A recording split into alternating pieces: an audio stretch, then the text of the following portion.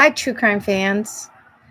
Um, this is me, Patty Lee, slightly distracted because I think there might be deer right outside the window. Oh, pretty sure it was deer. Deer or a dog running by. That was a little strange.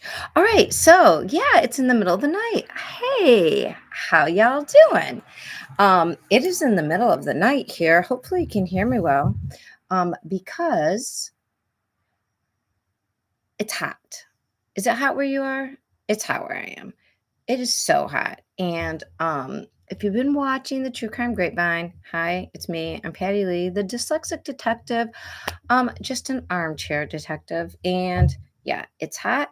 I've got a little drink here. I threw my cats were here, so I gave them some of my drink, or not my drink. I don't know if you can see, but I put a little bit of Italian ice in one of my coolers. Why? Because I need to cool down. That's right. And from what I learned the last couple of weeks is you can't drink in the heat without getting a little woohoo. Anyways, it's hot, people. And I know I'm not the only one who's hot. Sorry. Let's just try to move that around just a second. Okay, so and I think I actually had like heat sickness because we didn't have any. We had central air. I used to live in a 100-year-old house. Now this house is only like 50 years old, but its AC went out. And let me just tell you, you get used to AC a lot faster than one might think. So we've been trying to add air units. We've got the AC is going to be fixed, but not until the first week of August. And I don't think I just realized how sick you get sitting, like being in weather outside that's like in the low 80s, but like all the time. I think you need to not have that temperature. Anyways, am I making any sense here? Probably not. And I don't believe we'll have anybody in chat because A, I don't have that big of a following, and B, it's in the middle of the night, or at least where, not middle of the night, but I mean, it's after midnight where I am. So anyways, why am I talking to you? Because I haven't updated this week. And as of like Tuesday, Wednesday, I'm like, not that much is going on. I'll catch up in a little bit. And then Thursday, Friday, Wednesday, Thursday, and then to today, Friday, everything's gone crazy. Yes, it has. All right. So we've had a lot of information just like coming down all over the place on many different cases. So I think I'll update tonight. I'm probably not going to go over very long, and then I'm going to update the same time around like 12:40, and we'll catch up with the rest of this. How's that sound? Great. Drink one if you got them. It is, I am telling you, there's nothing better than putting ice cream or Italian ice in a drink. Yeah, everything I'm drinking is blue. It's because I'm a child. Okay. So it's lightly alcoholic because I don't want to have that bad reaction again. The first cases we're going to cover for this week. So there's been missing persons that have been missing, and I just haven't either talked about them or actually one is new today, and it is a girl from Ohio. I want to cover that for sure. And then we have some big cases that like the Murdaugh case, the Vallow-Daybell case, those big cases. Even Barry Morphew's popped off again. Not in anything related to how we originally met him, but hey, a felony no less.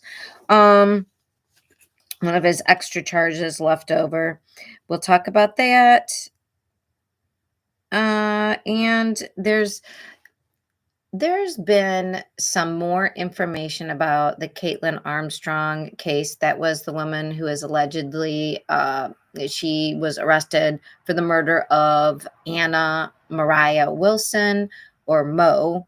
in Austin, Texas, that we've been talking about. And I kind of felt like I had to be sort of a champion for like all the possibilities, right? And I still think, and I am still thinking I'm a person who likes to use logic and argumentation and not jump to conclusions. But we did get some ballistic match according to some more information that's come out, which makes me it's sort of tipping those scales towards not looking great. Anyways, yeah, and then we have, I called it, it's not very nice. I called it kids and killing because we have a couple of cases that had to do with underage kids when they perpetrated a mass shooting crime. We've got the Parkland shooter who is now of age, and he already admitted to what he did, but the penalty phase is like a trial to see life versus death. And then we have a little update on the Harmony Montgomery case.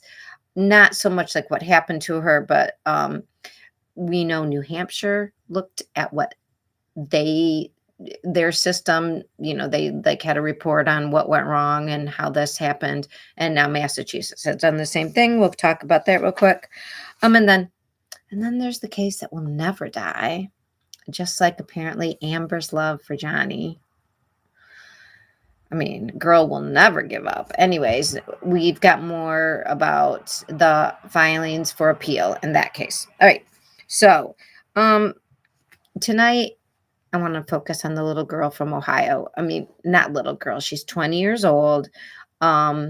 She just was reported missing.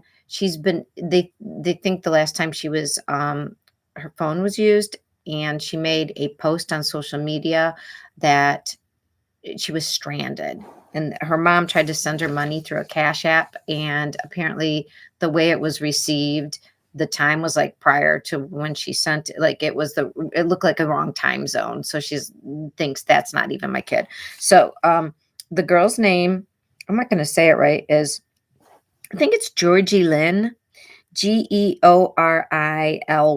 Georilyn Hays, and she went missing July 12th. She is from, now let me move that little case list over. Okay, so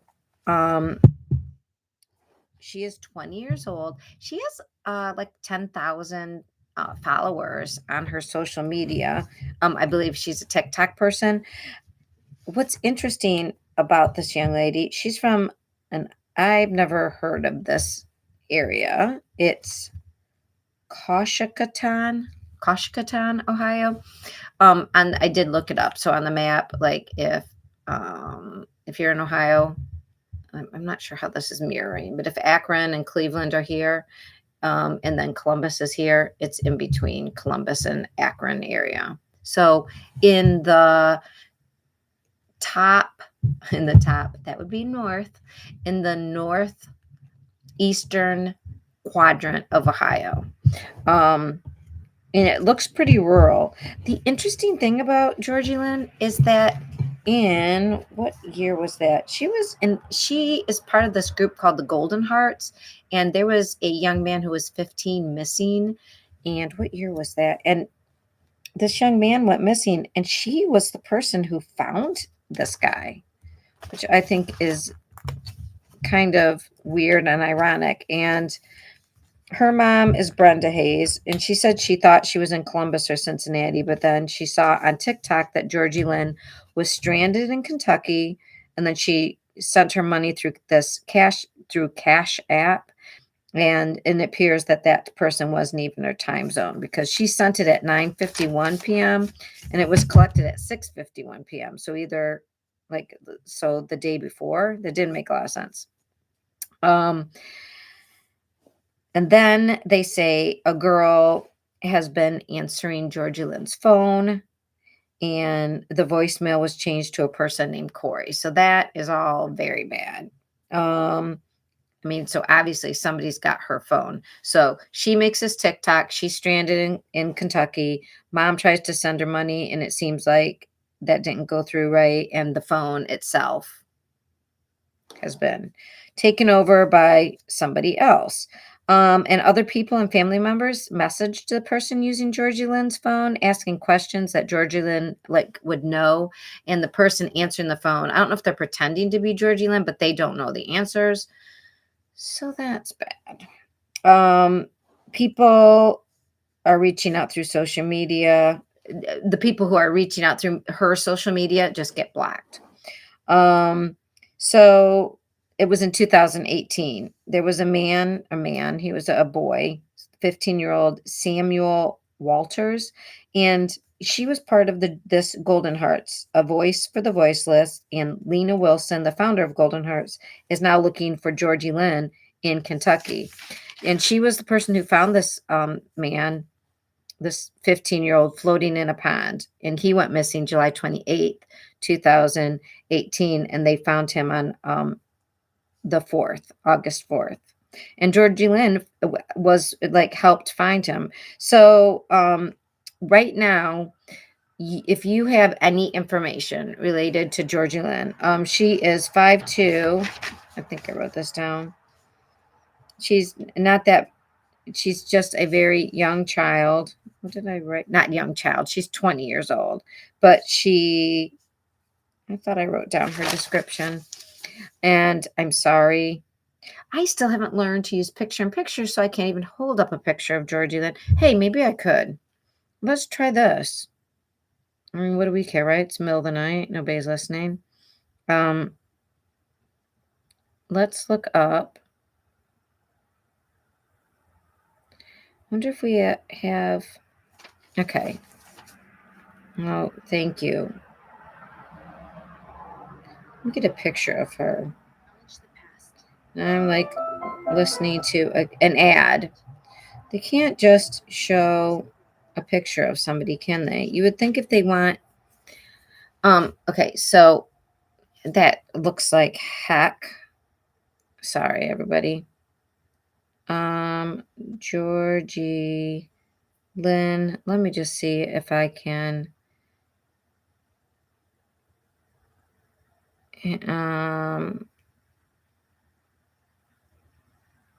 Let's see if we can get an image of her.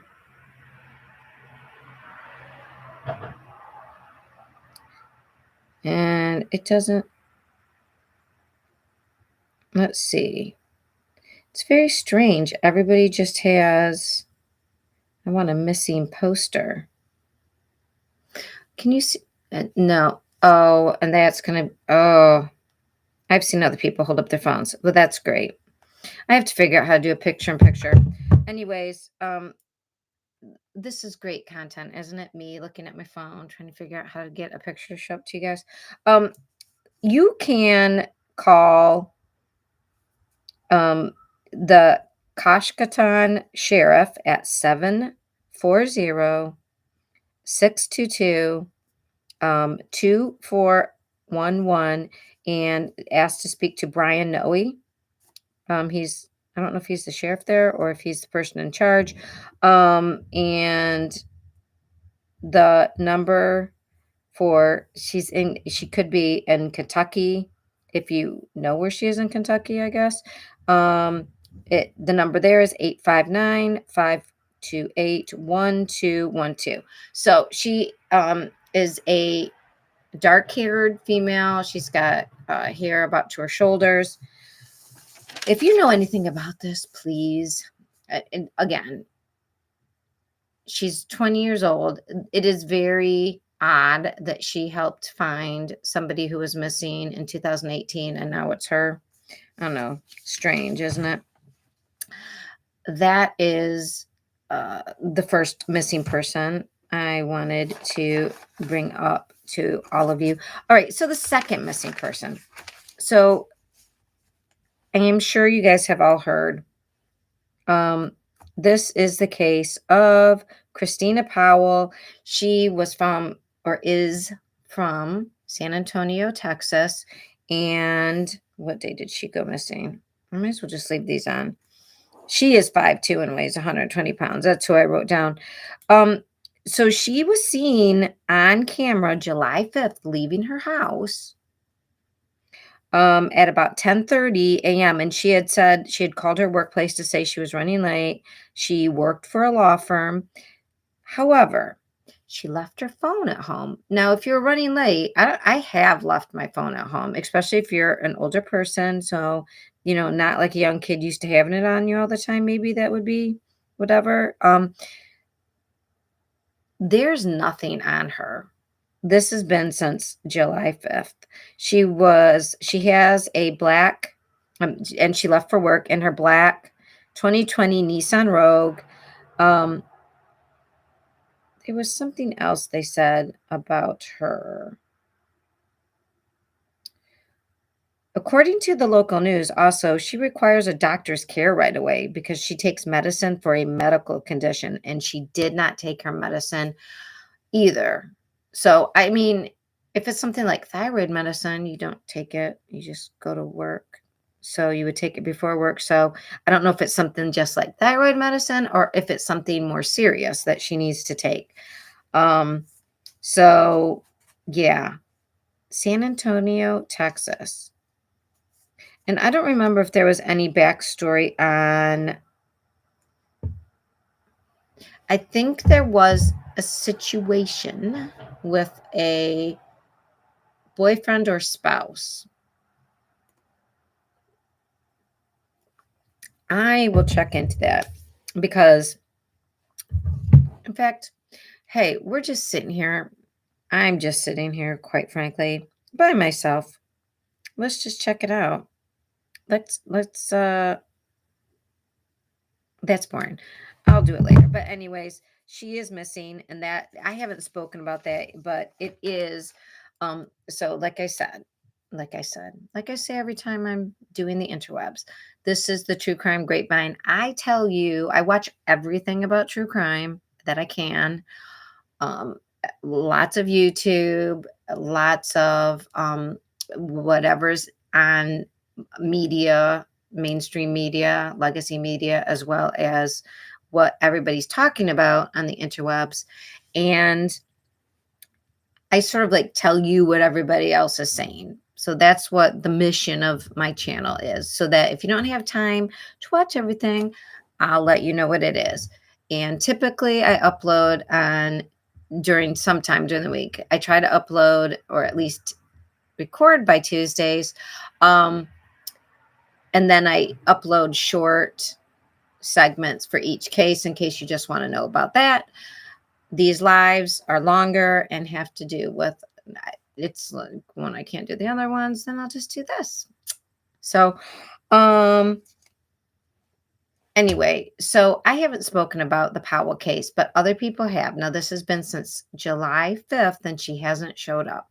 And I will find out more about that, but I believe there was some IPV, which from the Depp Heard case, we all learned what IPV means. So that was kind of a positive aspect to that.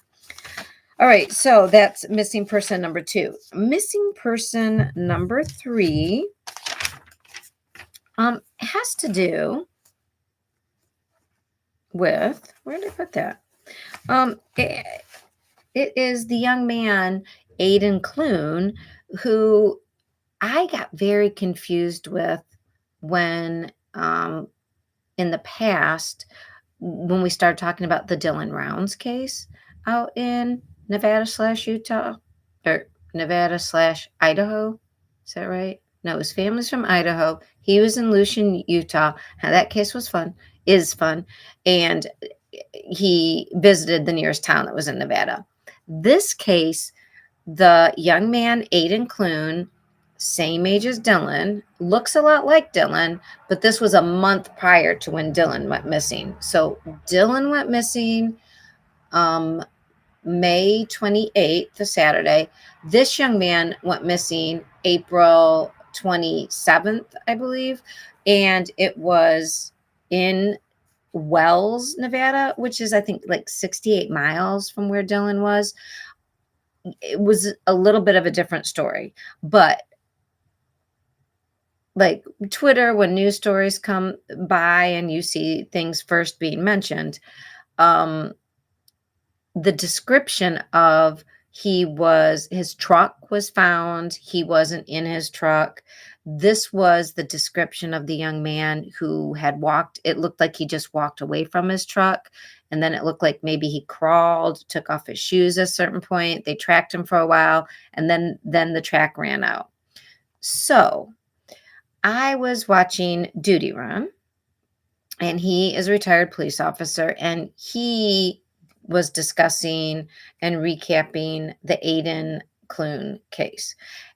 And he brought up that there was a YouTube channel, which I have not watched myself yet, but I'm going to, called Unsolved Mysteries, I believe, with an S, not the TV show, but this is a YouTube channel.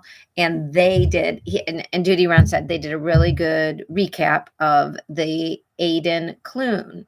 So Aiden Clune started leaving his house in Sonoma, California. And he has grandparents in Utah, and he was acting oddly. And his mom said there was something wrong. He was being, basically, she described him as being paranoid. He thought people were after him. He like had left the house before he left on this trip. He had left the house in his truck and stayed and told his mom he was at the park because like people were trying to get him. I mean, he just, now parents, we've discussed this before, but if you have a young teenage person who suddenly becomes very paranoid, like very paranoid, and starts saying things about people tracking them, the government, aliens, hearing voices, these are all the developing symptoms of schizophrenia, which unfortunately, and we're not exactly sure why, except the brain makes certain big changes, and it's these developmental changes also are accompanied by hormones that do things, and we're not sure why when things don't go to plan, and instead there's like an abnormality or atypicality. Schizophrenia is scary, and it develops in late adolescence, early adulthood. And we've seen a lot of like the Aurora shooting. That gentleman had all the symptoms of schizophrenia. And schizophrenia doesn't make you violent necessarily. But if you're paranoid and you have access to weapons, that's not a great combo, because you're scared if you're paranoid. And if you're delusional, you're imagining people are after you. So this can lead to all kinds of stuff. And people not aware of these developing symptoms don't know what to do. They just know somebody's acting really off. So when he said he had to get out of there, he wanted to go visit, he was going to go take a trip, I guess. They talked to the grandparents and they sort of arranged he would go there. And now, again, I listened to what Duty Run said that the Unsolved Mysteries channel said, but according to that, Aiden was on his way to Utah, I think made his way to his grandfather's, and somehow took his grandfather, like got him in his vehicle and was like taking off with him. And the grandfather had to get away from Aiden. Like Aiden was trying to take his phone away from him, and he made him stop the car, and he got out and got away from Aiden. And then Aiden took off from there. Then he drove further, spent the night. He was seen at a hotel the day before he disappeared. And he was really worried because he wasn't of age to like rent a typical hotel. And the guy was pretty cool about it. I think it was a Motel 6. Very nice. Rented him a room. He got up very early the next morning, drove. Oh, here's something interesting. See, this is why another thing that was in common besides a truck and issues about shoes or boots and the same age and everything is he stopped near a ghost town which I guess maybe they're all, I don't know. Utah must be lousy and Nevada with ghost towns. I mean, I know there were a lot of people that the gold rush and then they moved out. So, but this one was called Curry. And somewhere around Curry, he stopped his truck. He did his phone. The last time it pinged, they said it searched for spark plugs. So is that why his truck stopped? They didn't know. The car was his truck was locked, just like Dylan's was. Now, in this Unsolved Mysteries, they said the police went into the truck and didn't find anybody there. And then it was reported by Duty Ron from listening to this other channel that somebody saw Aiden.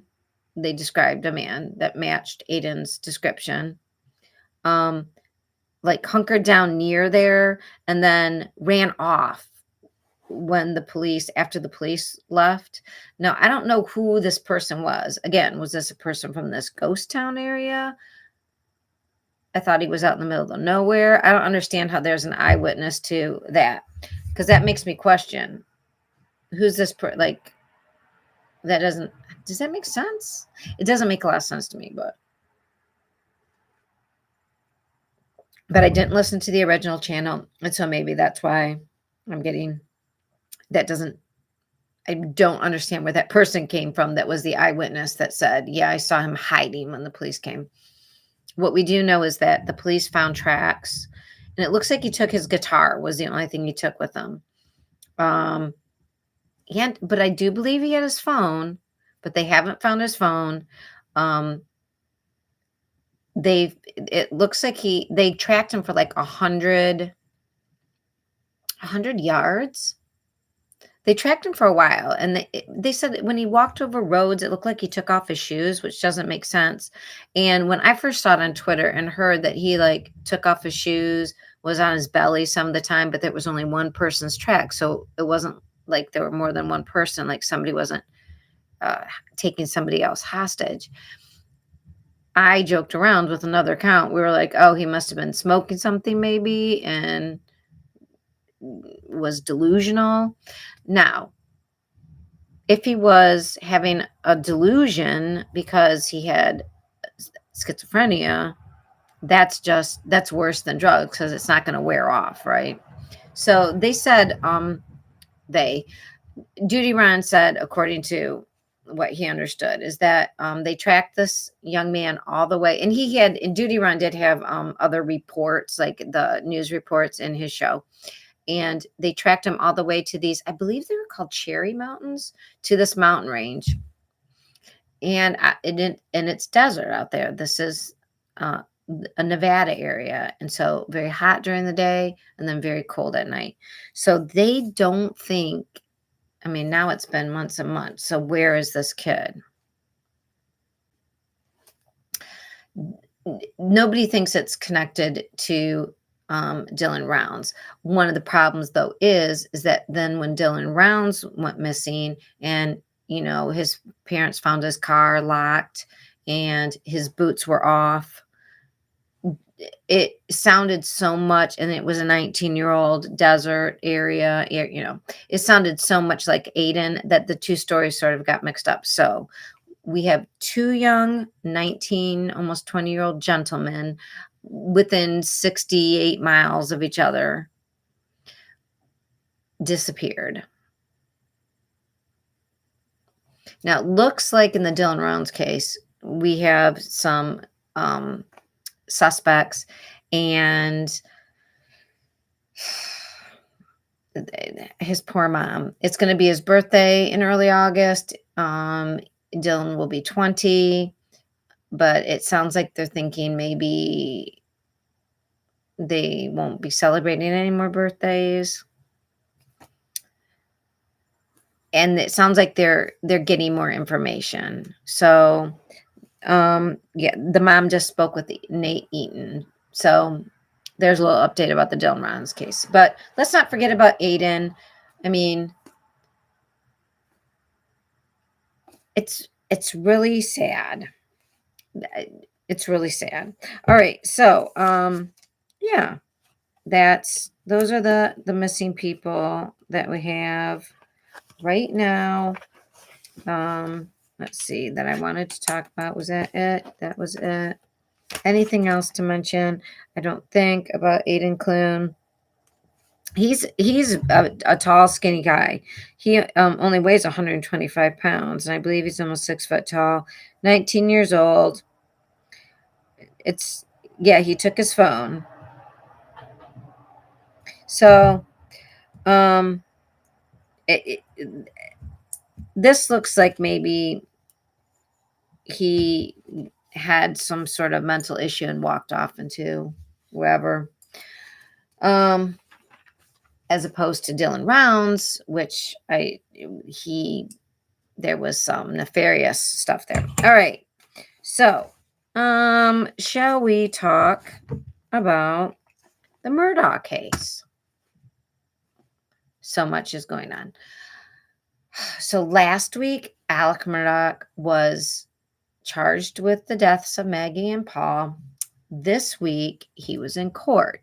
And if you've been following true crime grapevine for a while, you've heard me say, like, the pleadings, that's the arraignment. They come in, they hear the charges read, they say guilty or not guilty, and then they make like when are we going to start? Like, when is trial going to be set for? Oh, excuse me. That's the thing about coolers, though.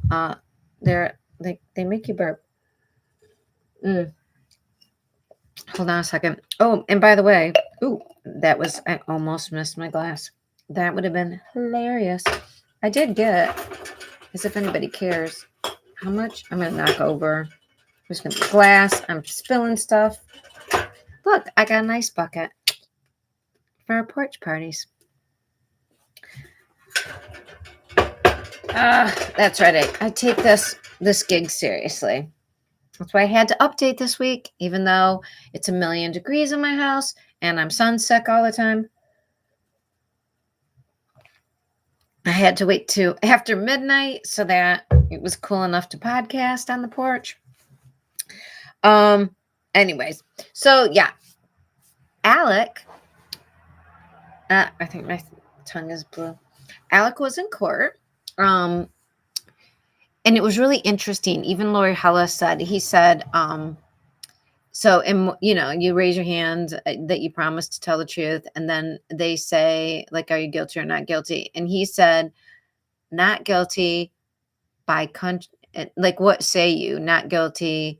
And then they asked another question, like, what say you by what? And he said, by God and my country, which must be a South Carolinian thing. I've never heard that. Lori Hellis from Hidden True Crime. She hadn't heard it before. Anyways, you know who has heard it probably because she's local there now is Mandy Matney. So again, if you follow the True Crime Grapevine on Twitter, or if you've watched these videos, you know that if you want to know anything about the Murdaugh case, you follow Mandy Matney. It's at Mandy Matney on Twitter, but on YouTube, she does the Murdaugh, and it's spelled Murdaugh, though. Just find it. You have to spell Murdaugh. But down in South Carolina, they say Murdaugh. So it's not spelled like Doc, though, at the end. It's Murdaugh, but they say Murdaugh, just like it's Alex with an X, but they say Alec Murdaugh. You kind of drop everything at the end. Yes. He said he was not guilty, and they talked a little bit about media. And some people on Twitter were like, oh, gag order. Great. We're not going to hear anything about this. And both the defense lawyer, Dick Harpootlian, and the prosecution, the people speaking for the state, said they agreed that they would work together, that and the judge himself was like, no, this is a public trial. It's going to be publicly transparent. They agreed no extrajudicial, meaning outside of court. So if you hear extrajudicial killing, that means somebody killed somebody outside of the system, outside of whatever. So extrajudicial court if it's extrajudicial press talk, that means anything that's outside of court. There are sometimes gag orders where filings are sealed or court can't have media, and this is not that. It could be a lot worse. And they're not saying they want everything sealed. In fact, the filings, Dick Harpootlian said, just anything that has evidence, because of the whole media circus around this, that if anything was like that, he would like that sealed.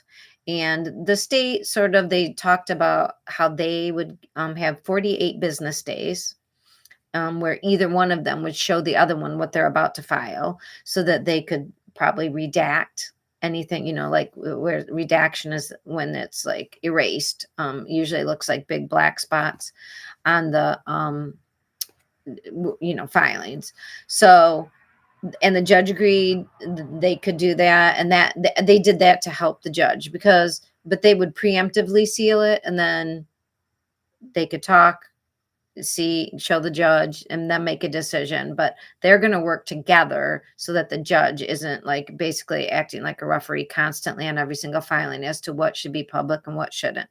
So, like true Southern gentlemen, they seem to have worked that out, which is kind of great in a court system. I mean, I'm sure there were little remarks back and forth, like Dick Harpootlian for the defense made sure to say something about, because we don't want things getting out, things being leaked to the press. And he was referring obviously to the fact that we all found out and we all knew that Alec was going to be indicted, and that had been, reported on. And so he was making a little dig at like somehow somebody at the state must have told somebody, and then the guy for the state, and it wasn't the state's like the prosecutor that will be handling the case, because they said he was traveling, but the man who was in charge, he's like, Your Honor, I take offense. We did nothing. Of course, nobody does anything right. But so everybody's, but they're trying very hard not to be polite. So that was interesting. And there's been now another co-conspirator indicted, and I call him Lafayette, but I think it's Lafitte or Lafitte. I don't know. There's been another person indicted, and it's all the people that were involved in the insurance scheme, taking money from the people who should have had it and putting it into that forged account. So there was like a judge involved, bankers involved, other lawyers involved. This is one of those people. Yeah. And I'm interested to see, I think it was a female judge, which is interesting because we've said Murdaugh case has a lot similar to the Tom Giraldi case out in LA. And Tom Giraldi apparently was with the judge. So was there something going on there? I don't know. Allegedly, the panties that were sold online were perhaps, we don't know, not Erica Jane's. That's what we do know. Not Erica Jane's. Oh, but I'm just noticing that in these huge money laundering / mishandling of clients,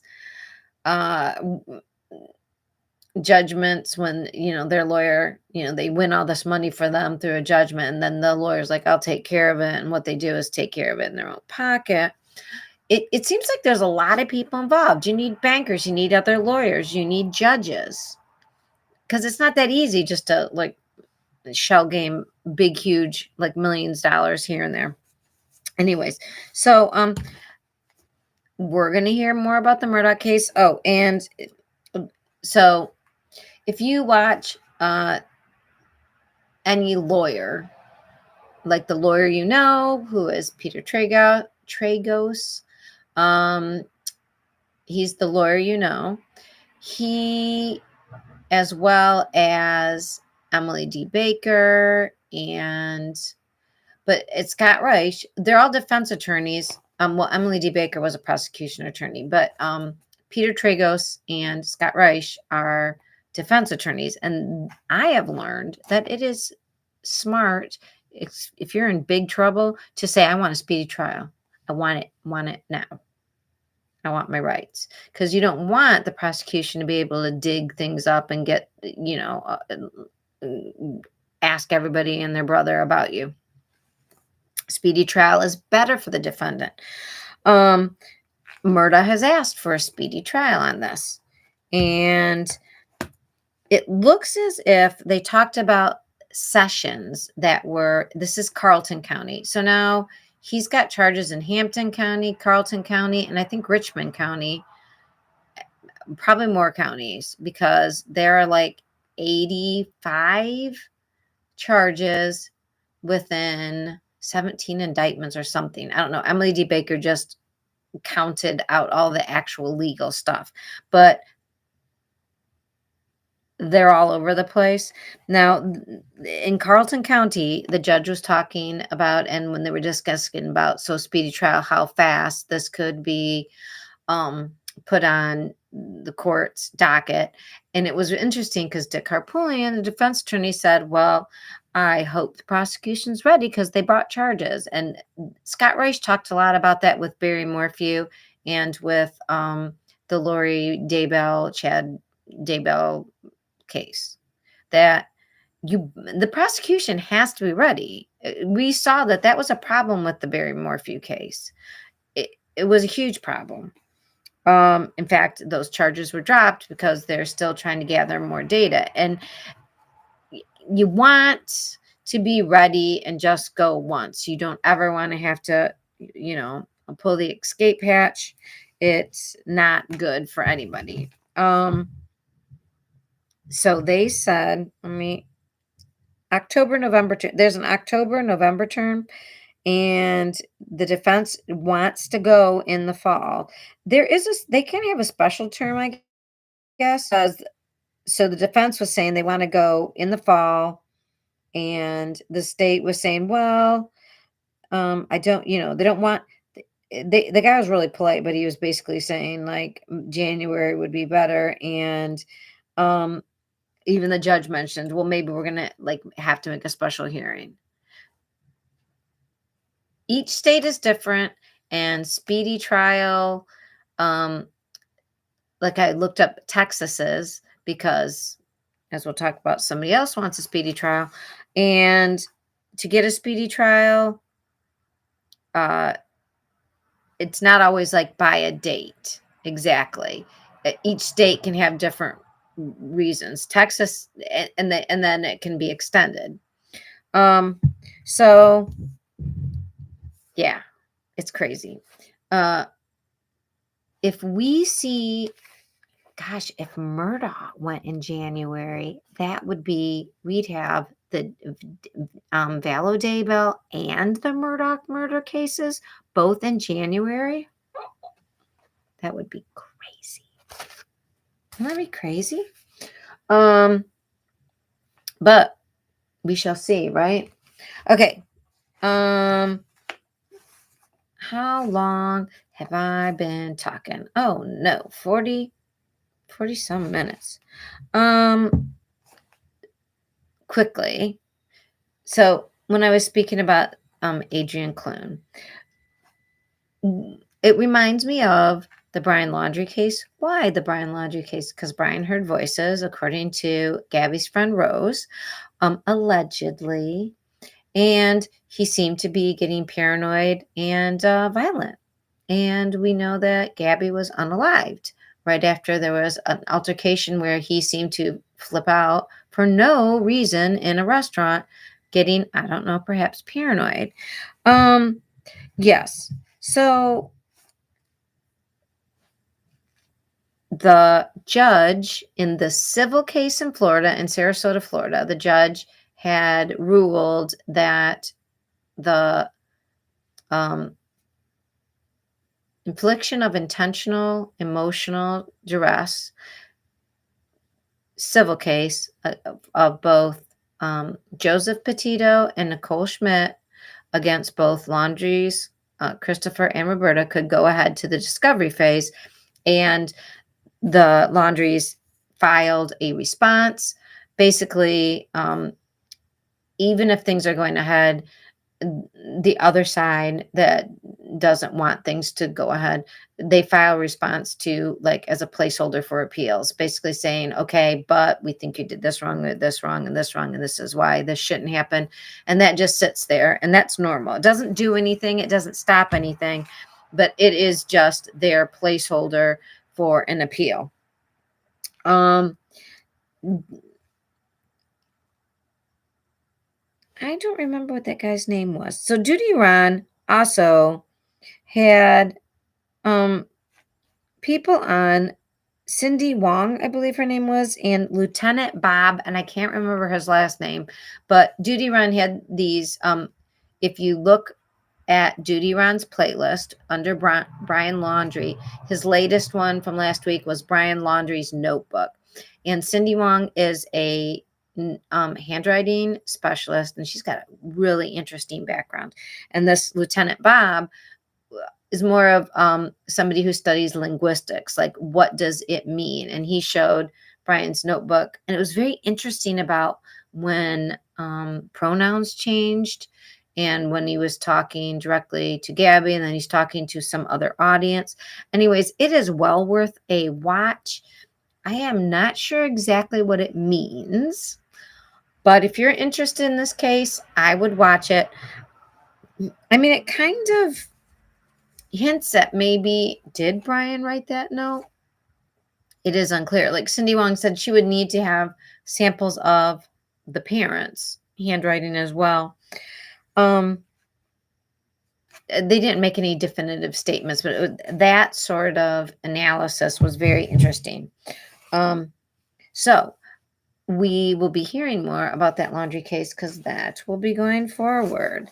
So Barry Morphew, quick little update on Barry Morphew's case. Barry Morphew, yeah, Bear's still in a little bit of trouble because he voted in his wife's name. And then there was something about trying to influence an official. I don't understand how he doesn't have a house that we know of, because Iris Eaton got his designated address as her office. So I don't understand how this works on parole. So he pled guilty to the felony, but it will be expunged within a year if he doesn't get in any trouble. He can't vote, and he can't have weapons. Now, Barry without weapons is going to be very interesting, but here's the thing. How can they catch him with weapons when he doesn't have a house? Kind of a catch-22. Speaking of 22s. So, as we know, both Montgomerys got in trouble for guns in the Dylan Rounds case, Jim Brenner, and also Chase Vance got in trouble for guns because all these people had felonies before, and then were found with weapons and did something, and we had a weapons charge. It's a way for people who've had if you've had a felony ever on your thing, if you're ever caught in your weapons, you're back in jail. So, interesting that this is just for 1 year, but he doesn't have a house, so they can't. I just don't. I don't get it. Speaking of expunged records, we should probably talk about the Daybell, the Vallow-Daybell debacle. Okay. I need to put on my glasses for this one. All right. Let me just bridge the two cases that we're just talking about. So Bear is pled guilty to this 5th-degree felony, can't have weapons right now, but it will be expunged. You know who else had that happen? Alex Cox. That's right. Alex Cox. Remember him? Alex Cox, Lori's brother. He pled guilty to a felony and did time for tasing Joe Ryan, but later it was expunged, and that's why he was able to buy the weapons that he used later on. You know, shooting at Brandon, allegedly, Brandon Boudreaux, shooting at Tammy Daybell, allegedly. Yeah. So that whole expunged thing. Maybe if you have a felony, maybe you should just not have guns. Even if it's expunged from your record that you did that, maybe you still shouldn't get that. Maybe that should be still a punishment, because these people seem to not, they don't do well afterwards. None of these people seem to have needed to ever have been around this stuff again. In my opinion, it's just my opinion. All right, so consumptive testing. That was the big words in the Vallow-Daybell case, consumptive testing. We heard about consumptive testing, I believe, a while back. But the problem was, before Lori was competent, if they tested things and only John Pryor said, okay, go ahead, we'll have somebody watch, that was him giving permission for hit, like that's protecting Chad. But who was protecting Lori? Nobody, because she didn't have lawyers, because everything was on hold for her. So now everything is not on hold. And so they're bringing up this presumptive testing again. And they said what it was. So we now have a better idea of the evidence. This is the stuff that Dick Harpootlian in the Murdaugh case doesn't want just coming out, because these legal filings about like, now we want to test this, tells us who are watching what they have. And that's what lawyers don't like, defense lawyers. So what do they want to test? Multiple hairs. And Lori Hellis and Lauren, I was going to say Scharf, Lauren, and I can't think of her last name. It starts with an M, on the true crime, on Hidden True Crime channel. And Hidden True Crime talks about other cases, but they always talk about, and they're mainly a Daybell, Vallow-Daybell channel. Lori Hellis is a lawyer who is friends with Lauren Matthias. I remember it. And they discussed this case. And so if you'd like to hear it in detail, go to the Hidden True Crime. The last Lori Hellis and Lauren's live, and I believe it was on Thursday of this past week. They talked about that hair samples, that used to have a hair sample that had like the little bulb, the little like root to it for DNA. And I guess now that technology has advanced, they can do it from just a hair sample, which is great. So they have hairs with a S. We don't know exactly how many that they want to use. And consumptive testing means once they use it, it probably has some chemical and it destroys the sample. So they have to let the other side, the defense side, know. And it's not like they can say, well, no, don't test it. But basically, it alerts them so that they can have an expert there to watch. They know what the procedure is, an expert, a video, something. It was hairs. It is a ridge detail, which is probably a fingerprint on the duct tape. And Lori Hellis also brought up, like, JJ was wrapped in duct tape. Like, I'm not going to describe exactly how it was. You can listen if you'd like.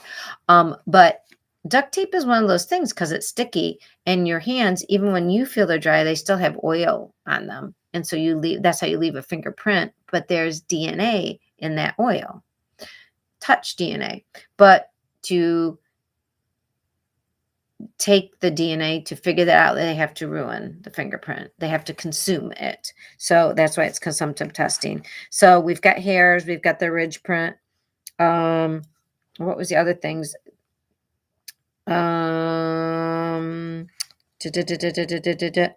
DNA under JJ's fingernails. because we know when somebody is being unalived, even if they're not like fighting, they're flailing, and they grab out. It's just horrific to think of. What horrible people. There's a pickaxe and another tool that have like dark splotches that they think are blood, and they want to test for DNA again. But once they use that, and it gets consumed. So, and the defense, guess what? They don't want him to do it. Well, it's going to get done. I mean, this is more about the rights of the defense to be there and what parameters they want to make sure that they get the information and can see what's done. But it's gonna get done. Sorry. Now, if Alex did everything, then I doubt they would be fighting this. And the tools were found on Chad's property, and we know Tylee was dismembered, and so yeah.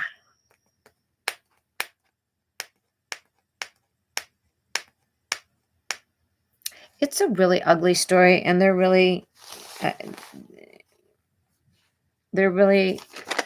ugly people. All right. And that's that for the Daybell case. Okay, so I've got Kaitlyn Armstrong, a little bit of the Montgomery, the Uvalde, the Depp herd. I'm at an hour, so we'll talk more tomorrow night. Or I'll talk more tomorrow night.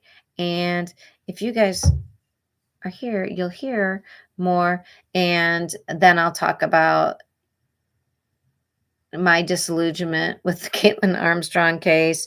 We'll talk about a little bit about what Massachusetts is doing. We'll talk about the Uvalde case and what's happening in the court case with some of those other people. And we'll talk about the Depp herd debacle. That'll be covered tomorrow night. All right. Be there, be square. Or, be a trapezoid. Whatever. All right. Bye.